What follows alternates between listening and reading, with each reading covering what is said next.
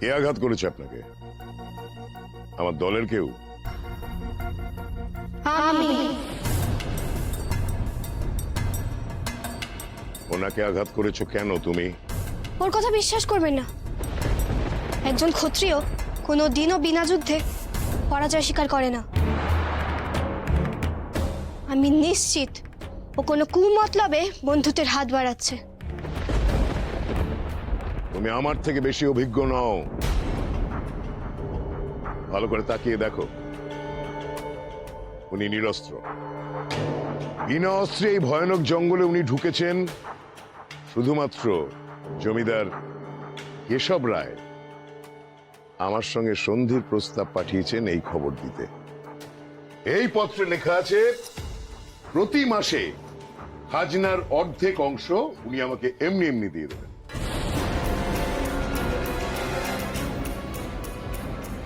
তাতে তো আমার সুবিধাই হলো, কাজ অনেক কমে গেল।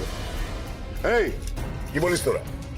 আগে আমরা আর কি বলবো সর্দার, আপনি যা ঠিক বোঝেন। কিন্তু এও তো হতে পারে এই পত্র একটা ফাঁদ। বিশ্বাসঘাতকতা করছেন হয়তো জমিদার মশাই আপনার সঙ্গে। বাবা চুপ করো। বিশ্বাসঘাতকতা শব্দটা অন্তত তোমার মুখে মানায় না। আচ্ছা, তাহলে আমি কি মনে করব যে আপনি আমাদের আতিথ্য গ্রহণ করলেন? জমিদার মশাই নিজের থেকে যখন সন্ধির প্রস্তাব পাঠিয়েছেন তখন আমার আর আপত্তি কিসের? তাহলে চলুন আমার সঙ্গে এক্ষুনি? আসলে দাদা অধীর হয়ে আপনার জন্য অপেক্ষা করছে, আর এখন যখন সমস্ত সমস্যা মিটেই গেছে তখন একবার গিয়ে দাদার সঙ্গে দেখা করলে দাদা মনে বড় শান্তি পেতে।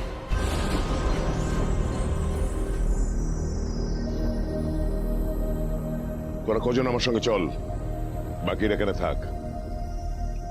বলি বন্ধ হয়, পুজোর কাজে বাধা পড়েছে, তবে ফিরে এসে আমি পুজো সাঙ্গ করবই। জয় জয় মা শ্মশানকালীর জয়।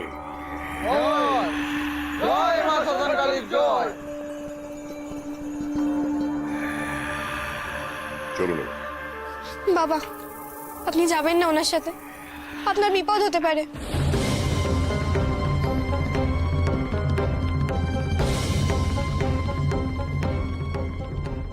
এই কিশোর কে? আরেকটু হলে এর জন্য আমার পুরো পরিকল্পনাটা ব্যর্থ হয়ে যাচ্ছিল।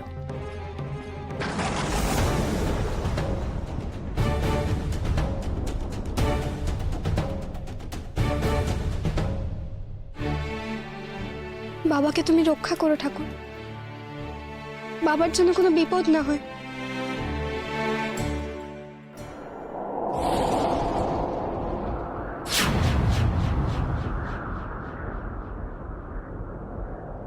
এ কি, প্রদীপ নিভে যাচ্ছে যে?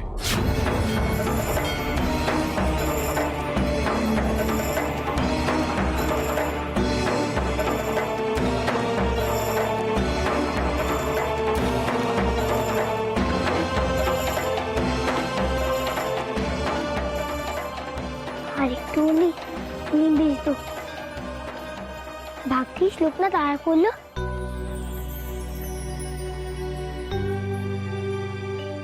এখন কেন হচ্ছে গুরুদেব? আমি যে কিছুতেই পুজোতে মন বসাতে পারছি না। আজ লোকনাথ, কোনো কারণে তুই বড় অস্থির হয়ে আছিস। ওরে, তোর সমস্ত প্রশ্নের উত্তর মায়ের কাছে আছে।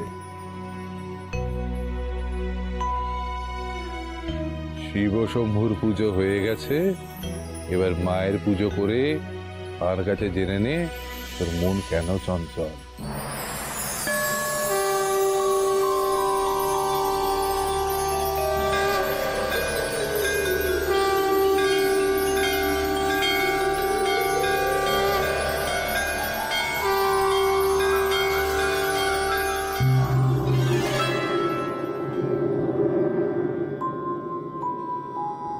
লোকনাথ,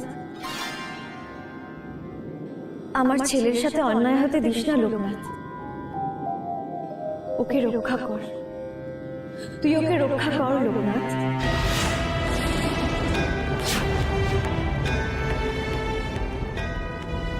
কি বললে মা?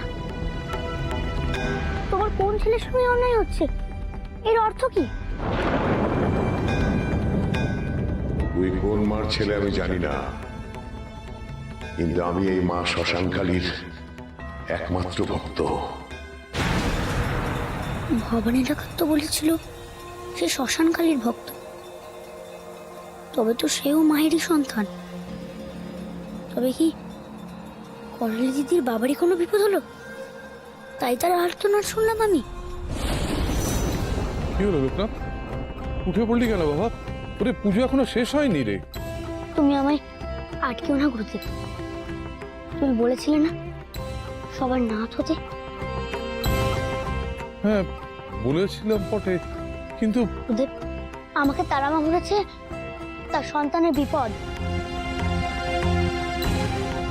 আমি জানি কারবি, কিন্তু আমি তোমায় কথা দিচ্ছি গুরুদেব, তাকে রক্ষা করে আমি ফিরে আসবো। আমায় বাধা দিও না গুরুদেব, আমাকে বাধা দিও না। লোকনাথ! বেনি, বেনি, আটকাস না ওকে, যেতে দে। ওরে ওকে আটকানোর সাধ্য যে আমারও নেই রে। ও যে মায়ের সন্তান। তবে দেখো মা, তোমার সন্তানের যেন কোনো বিপদ না হয়। তুই কি বললি করালি? হ্যাঁ, তোর ছোড়া বর্ষাতে আঘাত পেয়েও বলছিস জমিদারের লোক ফিরে যায়নি? হ্যাঁ না মা, বাবার ডেরা এসে বাবাকে নিয়ে গেছে। আশ্চর্য, উনি ওই লোকটার সাথে এখান থেকে চলে গেলেন, অথচ যাবার আগে আমাকে একবারও সে কথা বলে গেলেন না। এমনটা তো উনি কখনো করেন না। আমার এই জমিদারের ভাইয়ের কথা একদম ভালো লাগেনি মা। কেন রে? জমিদারের ভাই কি এমন বলেছে? বলছিল জমিদার কেশব রায় নাকি বাবার সাথে সন্ধি করতে চায়, চিঠি নিয়েও এসেছিল। কিন্তু মা, একজন জমিদার একজন ডাকাতের কাছে হেরেও কি সন্ধি করতে পারে? আমার বিশ্বাস হয়নি মা। আমি সে কথা বাবাকে বলেও ছিলাম, কিন্তু বাবা উল্টে আমার উপর রাগ দেখালো, কোনো কথা না শুনেই বেরিয়ে গেল। আমার খুব ভয় হচ্ছে, উনি মনে হয় কোনো ছল করে বাবাকে ধরে নিয়ে গেল। তোর কথা শুনে তো এবার আমারও কেমন একটা লাগছে রে করালি। শুনেছি রাজায় রাজায় সন্ধি হয়, কিন্তু ডাকাতের সাথে জমিদারের সন্ধি এটা কেমন করে হয়? বিশ্বাসই হচ্ছে না আমার। ও ও তাহলে কি তোর বাবাকে সামনাসামনি লড়াইয়ে কাবু করতে পারেনি বলে ছল করেই ধরে নিয়ে গেল?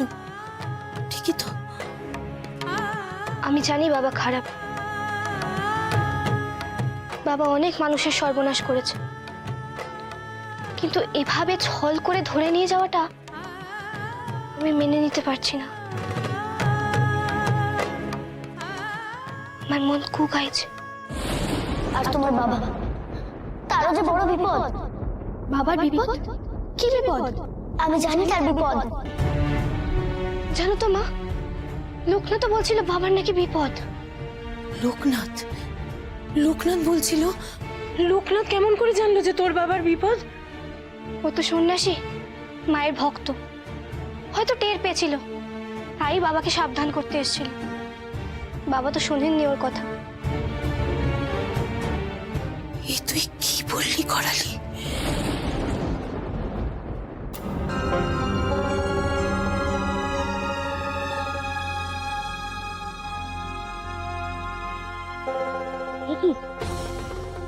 এই বর্ষাটা কলেজ দিদির হাতে ছিল না? এখানে কেমন করে এলো? বর্ষায় তো আবার রক্ত লেগে। দেখি কলেজ দিদির কোনো বিপদ হলো না? তার বাবার? না না, আর কারোর বিপদ আমি হতে দেবো না। মা সন্তানের রক্তপাত চায় না, চায় না মা, চায় না। আসুন আপনারা।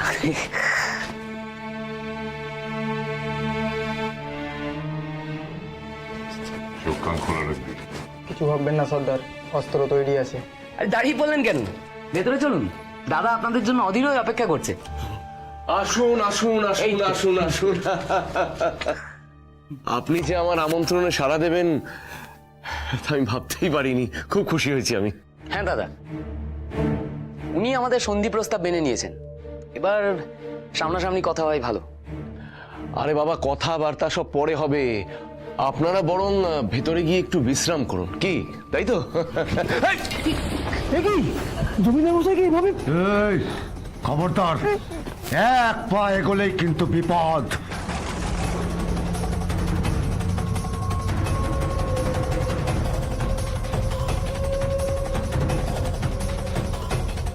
আমি আপনাকে অতিথির মতো অভ্যর্থনা করছি, আর আপনি আমারই বুকে ছুরি ধরছেন কেন?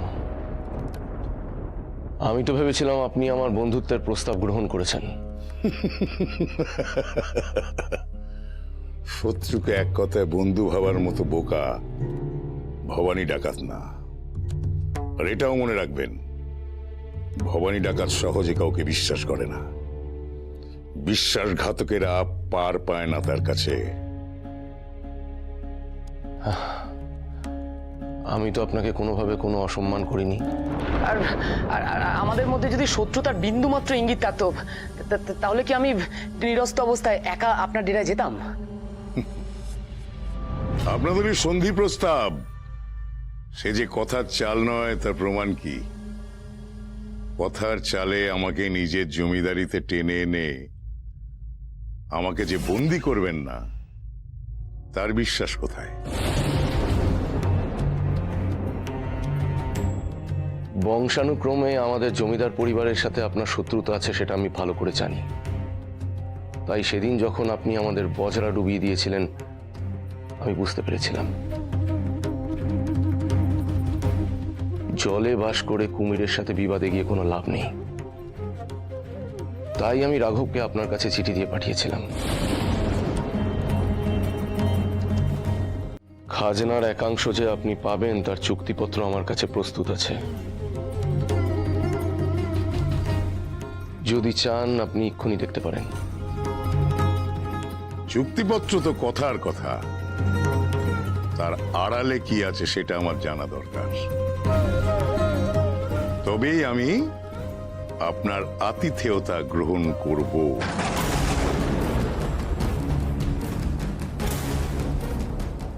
আমি কিছুতেই বুঝতে পারছি না আমি আপনাকে বিশ্বাস করাবো কি করে।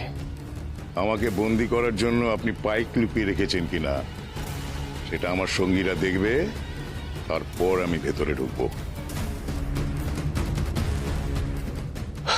এই কথা, এটা তো আগে বললেই হতো। নায়েব মশাই, একটা কাজ করুন,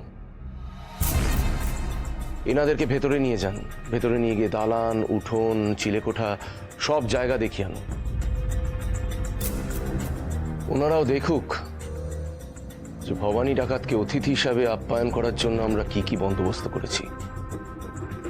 ওনার সাথে আমরা বন্ধুত্ব করতে চাই, যুদ্ধ নয়। সেই ভালো, বন্ধুত্বের শুরুতেই সমস্ত অবিশ্বাস মিটিয়ে নেওয়া দরকার। নায়েব মশাই, ওনাদের ভেতরে নিয়ে যান। আসুন আসুন।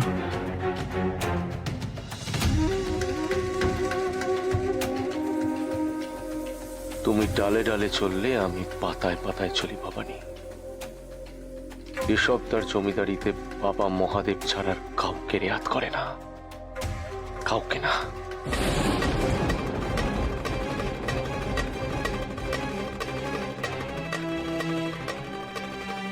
সন্দেহ করার মতন কিছু নেই সর্দার। এবার নিশ্চয়ই ছুরি নামিয়ে আমার অতিথি হতে আপনার কোনো আপত্তি নেই? না, হলাম অতিথি। বেশ, তাহলে এবার সকলে আমার সঙ্গে ভেতরে চলুন, আসুন।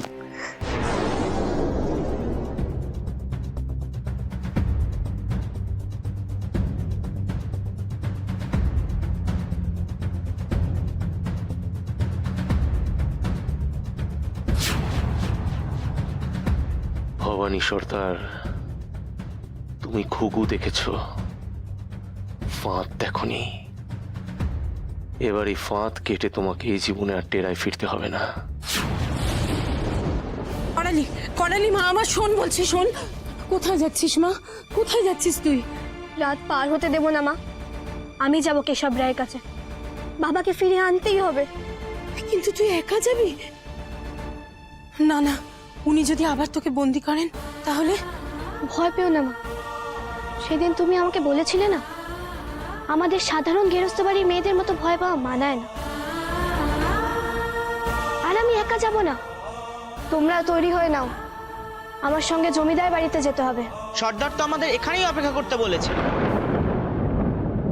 সর্দারের হুকুম ছাড়া আমরা এক পাও নড়ব না। তাহলে তোমরা আমার কথা শুনবে না? বাবার আজ যদি কোনো ক্ষতি হয় তাহলে কিন্তু তোমাদের আফসোস করতে হবে। করালি, কাঁদিস না মা। তুই তো জানিস ওরা তোর বাবার কথা ছাড়া কারো কথা শুনে না। তাহলে বাবার কি হবে? করালি দিদি,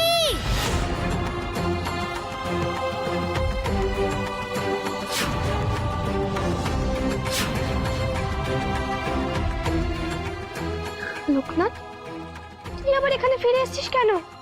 কত কষ্ট করে দিদি তোমাকে পৌঁছে দিল সেখানে, তুমি আবার ফিরে এলে কেন বাবা? কি করব, আমাকে যে দৌড়ে আসতেই হলো। আমি আমি পুজো করতে বসতেই চারদিকে আমি শুধু রক্ত দেখতে পাচ্ছি।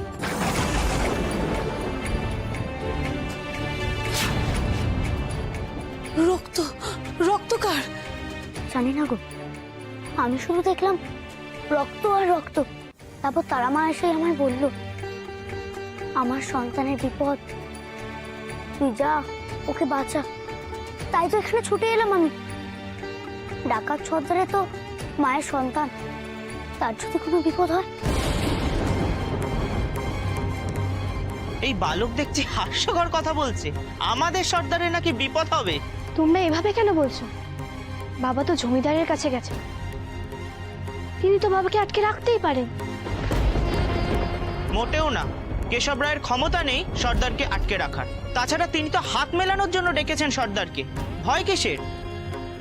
মা আমাকে যা দেখায় তা কখনো মিথ্যে হয়নি।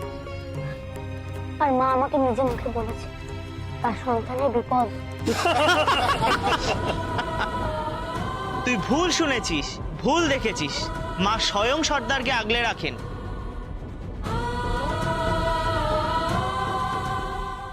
তাহলে তুমি আমায় কেন টানলে মা? বলে কি ডাকাত সর্দারের কোনো বিপদে ভয় নেই? বলো, তাকে তুমি আগলে রাখবে তো মা? বলো আমায়, বলো, দয়া করে বলো আমায়।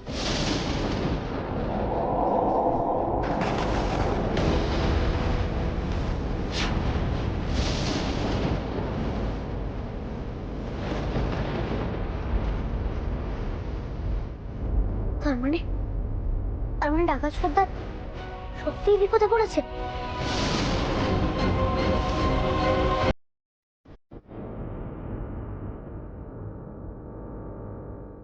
কি হলো রাঘব? অতিথি বসে আছেন, খাবার আনতে বলো। দাদা, আমি খানিক আগেই ওদের বলে এলাম খাবার পরিবেশন করবার কথা। কিন্তু এত দেরি করছে কেন বুঝতে পারছি না। আমি কি আরেকবার গিয়ে দেখ? না না, তোমায় কোথাও যেতে হবে না, তুমি এখানেই থাকো, আমি দেখছি। ওনারা এত দূর থেকে এসেছেন, ক্ষুধার তো ছি ছি ছি ছি ছি। আমি দেখছি কোথায়। আপনারা কি অতিথিকে বসিয়ে রেখে রন্ধন শুরু করেন? না না, ব্যাপারটা সেটা নয়। আসলে আসলে আজকে আমাদের হেসেলে আপনাদের জন্য কিছু বিশেষ বিশেষ পদ রান্না হচ্ছে, সেই কারণেই দেরি হচ্ছে আর কি। পরে দিদি, আর দেরি করা যাবে না। আমার কথাটা বিশ্বাস করো, সত্যি তোমার বাবার বিপদ। মা কখনো আমায় নিচে ইঙ্গিত দেন না। আমি জানি লোকনাথ, আমি তোর কথা বিশ্বাস করি। আমারও তো মন বলছে বাবাকে বাঁচাতে যেতে হবে আমাদের। তোমরা লোকনাথের কথা শুনলে তো? চলো আমার সঙ্গে। বাবার এখন আমাদের সবাইকে দরকার। সর্দার নিজে যখন হুকুম দেননি, আমরা এক পাও যাব না। সর্দার আজ মায়ের পুজো শেষ করে যাননি। সর্দার ফিরে এসে পুজো শেষ করবেন বলে গেছে। করালি, ও তো ঠিক কথাই বলেছে রে। তোর বাবা কখনো পুজো শেষ না হলে বাড়ি থেকে বেরোন না। আজকে যে কেন বেরিয়ে গেলেন, কেন যারা যেমন করলেন,